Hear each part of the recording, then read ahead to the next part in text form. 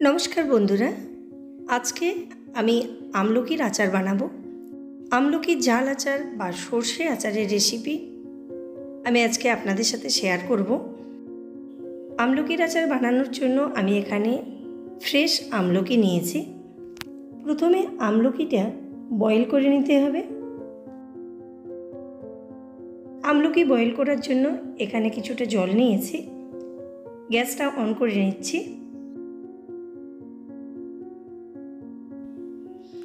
এখানে জলটা ফুটতে শুরু করেছে। এবার আমলকিটা জলের মধ্যে নিয়ে নেব।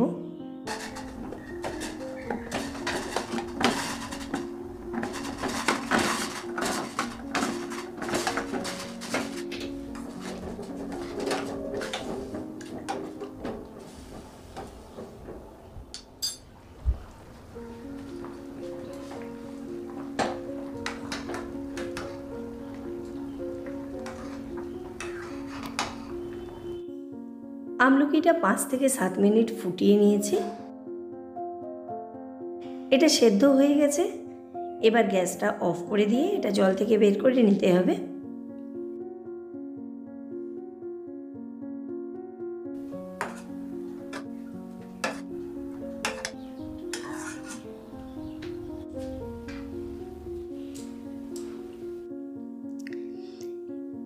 এবার এটা একটা শুকনো কাপড়ের উপর নিয়ে ভালোভাবে পরিষ্কার করে নিতে হবে, যেন এতে জল না থাকে।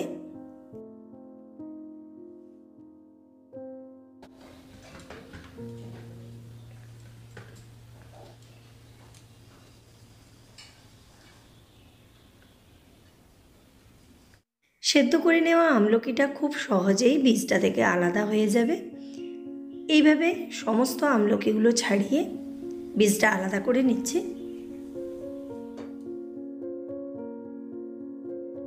আচার বানানোর জন্য একটা প্যানের মধ্যে কিছুটা সর্ষের তেল নিয়েছি।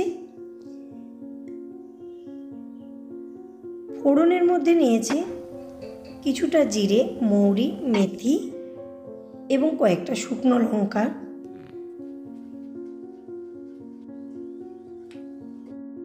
এবার আমলকিটা তেলের মধ্যে নিয়ে কিছুক্ষণ নাড়াচাড়া করে নিতে হবে।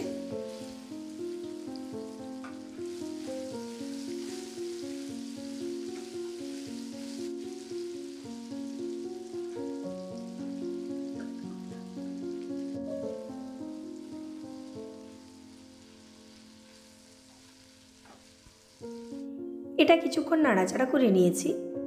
এবার এখানে কিছুটা কাশ্মীরি লাল লঙ্কার গুঁড়ো, পরিমাণ মতো হলুদের গুঁড়ো এবং পরিমাণ মতো নুন মিশিয়ে নেব।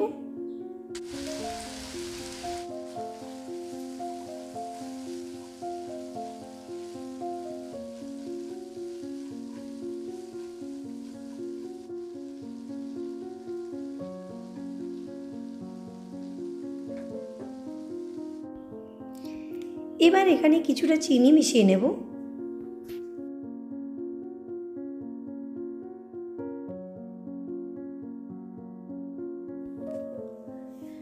আচারের মশলার জন্য এখানে কিছুটা সর্ষে নিয়েছি, কালো এবং সাদা সর্ষে মিশিয়ে নিয়েছি। সর্ষেটা হালকা করে রোস্ট করে নিয়েছিলাম। এবার এখানে কিছুটা রোস্টেড ধনে মিশিয়ে নিচ্ছি আর নিচ্ছি দুটো শুকনো লঙ্কা। এই মশলাটা দানা দানাভাবে পিষে নেব। ততক্ষণে গ্যাসটা অফ করে এখানে একটা লিড লাগিয়ে রাখছি।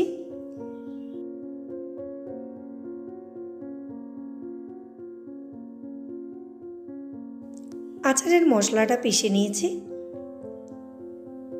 আচারটা কিছুটা ঠান্ডাও হয়ে গেছে আর লিডটা লাগিয়ে রাখার ফলে যে চিনিটা মিশিয়েছিলাম চিনিটাও ভালোভাবে গলে গেছে। এবার আচারের মশলাটা এখানে মিশিয়ে নেব।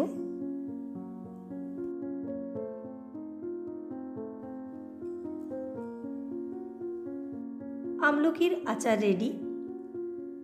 এই আচার দীর্ঘ সময় পর্যন্ত স্টোর করে রাখা যাবে। যেহেতু শীতের সিজন ছাড়া আমলকি প্রায় পাওয়াই যায় না, তাই এইভাবে আচার বানিয়ে রাখলে এটা দীর্ঘ সময় পর্যন্ত স্টোর করে রাখা যাবে। ফ্রিজের মধ্যে তো এই আচার অনেক দিন ভালো থাকবে, আর ফ্রিজের বাইরে রাখতে চাইলে এটা মাঝে মাঝে রোদে নামিয়ে রাখতে হবে, তাহলে আচার খারাপ হবে না। আপনারাও এই আচার বাড়িতে বানিয়ে দেখতে পারেন। আমার এই রেসিপি যদি ভালো লাগে তাহলে চ্যানেলটিকে সাবস্ক্রাইব করুন আর আপনাদের মূল্যবান মতামত জানাতে ভুলবেন না। নমস্কার।